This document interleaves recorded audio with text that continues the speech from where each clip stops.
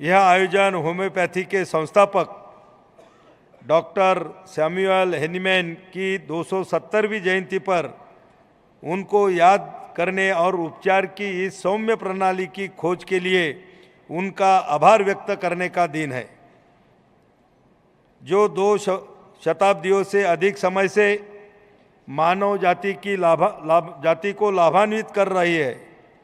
विश्व होम्योपैथी दिवस के इस अवसर पर मैं उनको भी नमन करता हूं। साथियों, आयुष की अन्य पद्धतियों की तरह होम्योपैथी का उपचार भी प्रभावी होने के साथ साथ प्राकृतिक, सौम्य और किफ़ायती है। मुझे बहुत खुशी है कि आयुष मंत्रालय द्वारा विश्व होम्योपैथी दिवस का आयोजन केंद्रीय होम्योपैथी अनुसंधान परिषद CCRH, राष्ट्रीय होम्योपैथी आयोग और राष्ट्रीय होम्योपैथी संस्थान के संयुक्त प्रयास से हर वर्ष किया जाता है, जो अपने आप में होम्योपैथी जगत में एक बहुत बड़े आयोजन का आकार ले चुका है।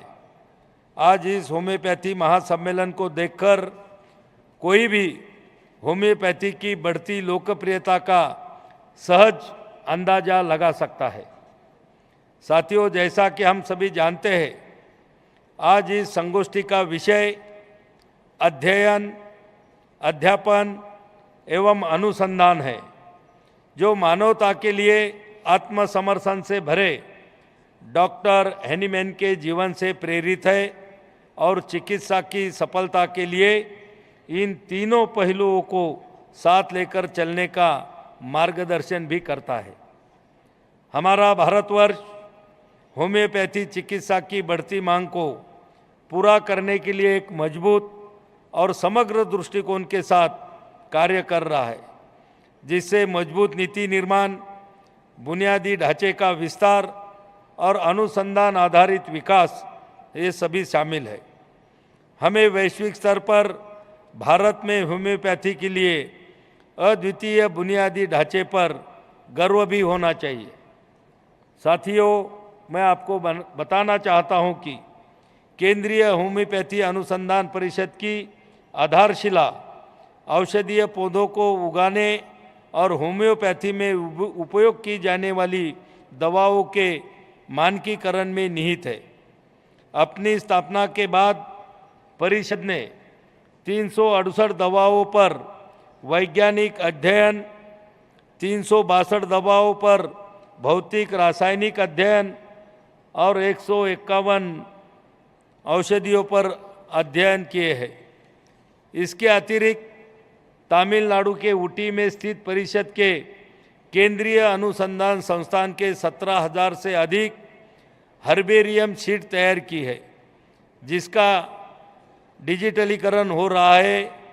यह वनस्पति ज्ञान को संरक्षित करने और बढ़ाने के लिए हमारी सरकार की प्रतिबद्धता को दर्शाता है।